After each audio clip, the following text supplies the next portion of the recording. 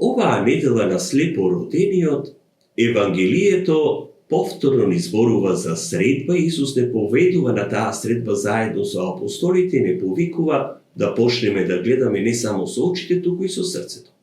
Исус среќава човек слеп од раѓање, а учениците го прашуваат: учителе, кој сгреши, тој или родителите неговите се родил слеп? Тоа прашање открива како често и ние ги толкуваме страдањата, повеќе како казна, како последица на нешто. Многу често и ние во тешките моменти од животот бараме виновни. Зошто мене ми се случува ова? Зошто јас страдам? Но Исус одговора поинаку. Не секое страдање е казна, туку за да се јават делата Божји. Тоа е повик да го промениме начинот на гледање на страдањето и тешкотиите. Понекогаш токму преку болката и страдањата, Бог ја отвара вратата за спасението.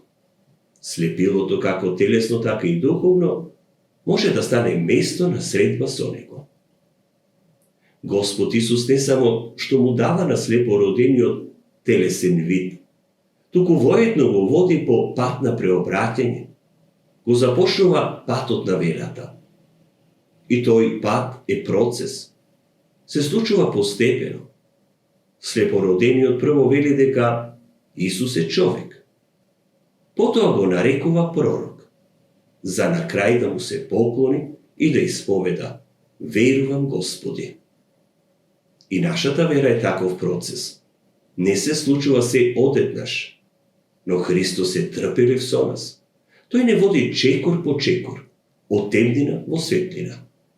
Понекогаш и ние сме како фарисеите, сигурни во нашата вера, но слепи за живиот Бог.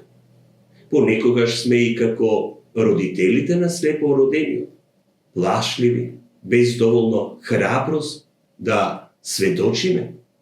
Но Христос не повикува да бидеме како слепородениот кој му дозволи да стави кал на неговите очи, да го прати да се исмие. Дали ќе му дозволиме на Христос да не допре, да не измие од нашите предрасуди, гордост, страх? Дали ќе се осмелиме да признаеме дека сме понекогаш слепи за верата, па слепи и за љубовта, за вистината, за страдањата на другите? Но забележете, откако човекот прогледува, не сите се радуваа. Некои го осудуваа, некои се сомневаат, дури и го отфрлаат.